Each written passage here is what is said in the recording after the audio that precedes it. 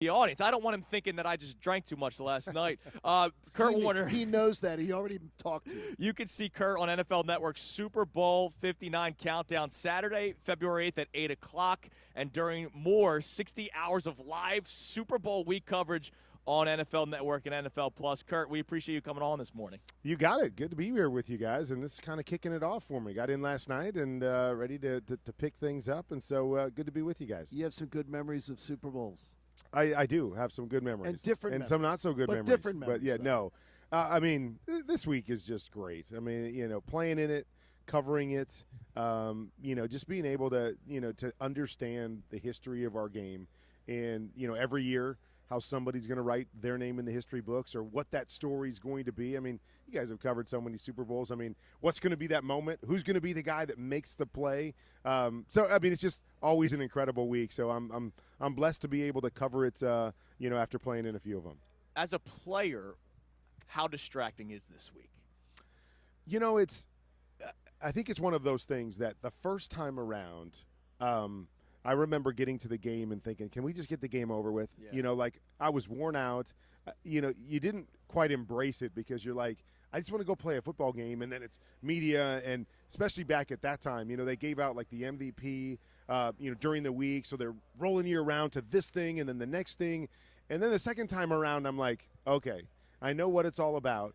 And you settle in and embrace it more. And when you embrace it, now you're like, I get it. I'm going to have to do a bunch of media. I'm going to have to go here, and I'm going to have to – and so now when your mindset is different, I think it's easier to handle. So I think that's kind of the great thing about this Super Bowl is you've got a bunch of guys that have been here before. The Eagles being here just 2 years ago, and obviously the Chiefs here every year. That they understand it and they get it. And so to me, it's kind of like we know what we're getting. We know what we're getting into. We know what the schedule is. And now we can just kind of settle in, do our job, and then get ready to go on Sunday. Kurt, it was one of those things that I've always wanted to ask you this question because I was in person there when you won your first Super Bowl, and I was also there when you lost the Super Bowl, but you didn't lose it.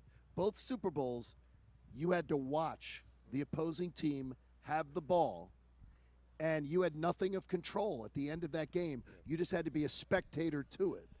How it's so bad for fans. How was it for you watching your team with a chance to win a Super Bowl both times, once give it up in the second time, and once take it from them? Well, you know what I always say is that it's the ultimate team sport. I coached high school football for a while, and I used to always tell – How many years did you do that? 6 years when my boys were playing. And so I remember telling my kids – every year, like the greatest thing about football is that it's a team sport. So you go out, you win and lose as a team. It takes everybody. You get to celebrate as a group. But sometimes the worst thing about football is that it's a team sport because you don't get to flip over like in baseball and, hey, didn't play well in the field, I can go hit. Or playing basketball, hey, my shot's not on, I can go play defense and have an impact. And so, you do have to depend on everybody. And so you talked about the two that I lost. I mean, your team held them at the half-yard line. Yeah, right. Even the one that I won, that was the beautiful thing because, we all play the game out in our front yard a million times. And every time I played it out, I threw the touchdown pass to win it with no time on the clock. It was like, oh, we complete it, game over, we win. And then in my first Super Bowl, I'm able to have that moment with 2 minutes to go. But then I got to watch for 2 minutes while – Steve McNair and company drive down.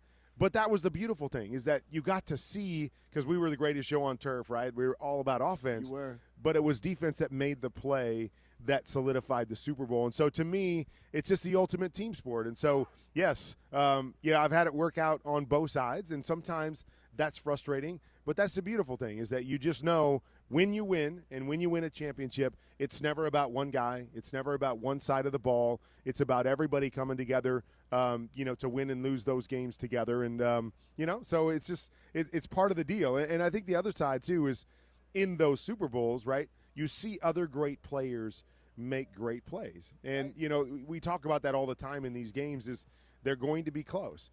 Sometimes who's got the ball last and can they never make had the ball at play? the end, though, ever. I know. In any of them. I know. You sit back sometimes and wonder, hey, could I have had the Could one? it have been could I have different? been the one that had the last drive? But, I saw Tom Brady start his dynasty in that moment. Ben Roethlisberger, great Hall of Famer that makes that play in the moment. And so that's what it's all about, is making the play when you get an opportunity. I'm proud that and felt like I did that when I got my opportunity to put us in those positions. But some other guys did it, did it last and were able to get the victories. Kurt, you joined us right after the NFC Championship game, the morning after, and you saw Jalen Hurts play very well in that game. I mean, the Eagles put up 55 points against the Commanders. The first two games, the numbers weren't really there, but he was efficient. Can you talk about the play of Jalen Hurts through the 3 games that they've had so far in the playoffs, and try to explain why people don't give him more respect? Because you got the Hurts versus Mahomes, so you know it's all Mahomes. Yeah. But Hurts played well. He has played well, and I think you guys hear it. The theme with Jalen Hurts is that he's a winner, and he's willing to do what it takes to win. And, sometimes, I watch through a quarterback's lens. And so when I watch every play individually, and it's like, oh, why didn't he throw that? Or why didn't he, go here or get rid of the ball quick? Like all of these things. But I think sometimes you have to step back and go, you have to look at it from a bigger scope and say, maybe he's just not taking some chances with the football because he understands the team that he has. Right. And so, yeah, maybe I could make that throw because we saw him, NFC Championship game, the last Super Bowl he played in. We've seen him make some throws, so you know what he's capable of. And sometimes I just wonder if he's like, I just don't have to. So if I have to hold the football and take a sack or run for 4 yards instead of making that deep throw, I can do that with this team because they don't need me to be that guy. And I think you have to be able to appreciate guys that are willing to do that because in a day and age where it's like, hey, I want to throw for 300 yards and I want to be that guy and I want to show people doing what you have to do to win. You can look at the guy on the other side, and Patrick Mahomes, for years he threw for 300 yards a game, and he was the wow guy. And now he's throwing for 150 yards in the playoffs. Right. But it's, hey, I make the play that I need to make in the moment, whatever that is. I think Jalen does a great job with that. It's a big reason why they're here. But it's understanding your situation and what's called for. But I think that's why sometimes we know he can do more. We've seen him. Like, why are you not? And maybe some of it is just, I know I could have made that throw, but it's like, why take that chance instead of just be smart and find ways to win? Yeah, because I have Saquon Barkley to hand the football off. Right, we got a number 1 defense in the league. Like, a lot of things that you can point to. But he's, here he is. Yeah, as I was thinking, I'm talking to A.J. Brown. I was interviewing him earlier, and it's like 2 Super Bowls in 3 years is impressive. I know it gets overshadowed because the Chiefs are so good, but let's just look at what they've done as well. They've had a good 3-year run here, and a big part of it is because of Jalen Hurts. Now, one of the things Kurt Warner's doing, because he doesn't golf, which I found out, which depressed me a little bit, he has Quarterback Confidential. It's the comprehensive learning platform. You go to quarterbackconfidential.com. It's for football players, coaches, and fans, but it's from a quarterback's perspective. Right. And you're talking about chemistry and technique and things like that. So when you look at both of these quarterbacks, which one would you have rather coached? Which one would I have rather coached? From the things that you teach at Quarterback Confidential, because these are 2 different cats. Right, they are. The way they approach the game. Yeah, and I think my answer would be you'd like both of them. Both of them, but I think everybody's going to say Patrick Mahomes because he's one of a kind, and as a coach you can go, oh, yeah, he can cover for me a little bit. But, the other thing I love about Patrick is I think he does everything well. Like, he plays really well in the pocket. Probably doesn't get as much credit for that because he does all the other wild stuff.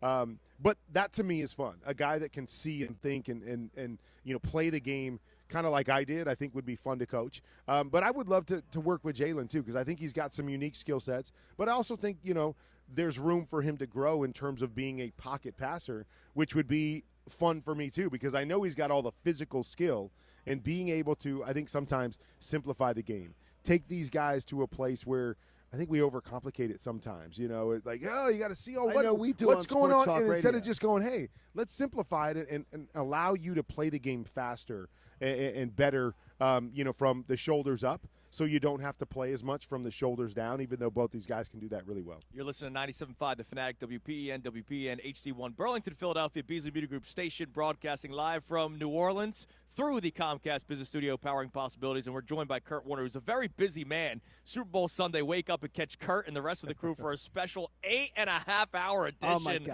of NFL Game Day morning. Don't ask me. I don't know. Starting at 9 o'clock Eastern. I don't know what we're doing for That's 8.5 a long day, Kurt. Do you have an agent or do you not? That you got roped 8.5 hours. I don't know. Seriously. We just keep extending it but I mean that's the thing that you realize with this game is people get up in the morning and it's all about the Super Bowl. So they're going to pop the TV on and they're going to listen and they're going to get their food ready and it becomes an all-day affair. So we kind of just say, hey, we'll be there all day. And the one thing I love about it is even though 8.5 hours is long, but it allows us to go into all the little nuances of the game and the different matchups and what's going to happen and all the stuff that I've worked 22 weeks for and, that I prepared for. You get a chance to talk about all of those little things, which this game has a bunch of those. What's your last game to be able to talk about? And we're wondering Monday morning what kind of show we're going to have in Philadelphia. I'm sure you are. I'm very confident that I think I know.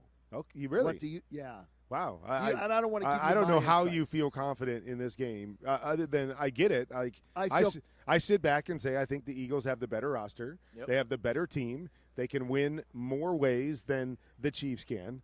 But if you're confident that Patrick Mahomes can't find a way to win this game, I think you're nuts. Because we've seen it. And I sit back and say, how is this team 15-1 this year? Well, what does this guy know about football? How does it happen? And so they're incredible at doing what they have to do. Like, going into last week, against the Bills, they haven't scored 30 points in a game all year. Like, I don't know if they can keep up with the Bills. The Bills are – what do? They go score 32 points in the game the first time all year. They do what they have to do. So I'm not confident, although I do believe the Eagles are the better team, and so I lean in that direction. But they've got the ultimate X factor in Patrick Mahomes. Do you think when the Chiefs won Super Bowls before that they weren't the better team? I think they were the better team last year. And I think they were technically the better team when they beat them 2 years ago. I'm not sure they were. Definitely pieces were better. But their offense the last 2 years to me have been just a bunch of kind of guys. Like you look around and go, how's this offense generate besides Travis Kelce, points to win a Super Bowl? And so, I don't know if they're always the better team. I think we can look at them a little differently than maybe just looking at superstars across the board. But maybe they were. I just think, but they've all come down to in the moment. Patrick, get the ball in your hands, and he's been able to finish it for him. And so I think that's the key for the Eagles is we got to separate this thing for at least 2 scores so it doesn't come down to just that one possession with number 15. All right, last one for you, Kerr. I know you're going to be a busy man walking around Radio Row. You say you watch the game through the eyes of the quarterback. So you're Patrick Mahomes. You're dropping back to pass, and there's a guy named Jalen Carter coming after you. How terrifying is it going up against a guy like Jalen Carter? The biggest thing is you don't even think about Jalen Carter. And he makes you think about him, and he will hit you.